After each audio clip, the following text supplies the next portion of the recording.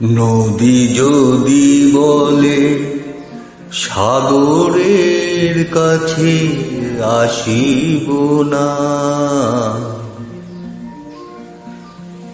তা কি হয়?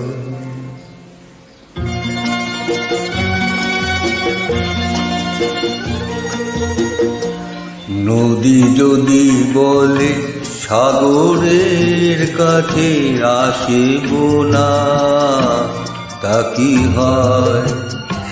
মেঘ যদি বলে আকাশের বুকে ভাসিব না, তা কি হয়?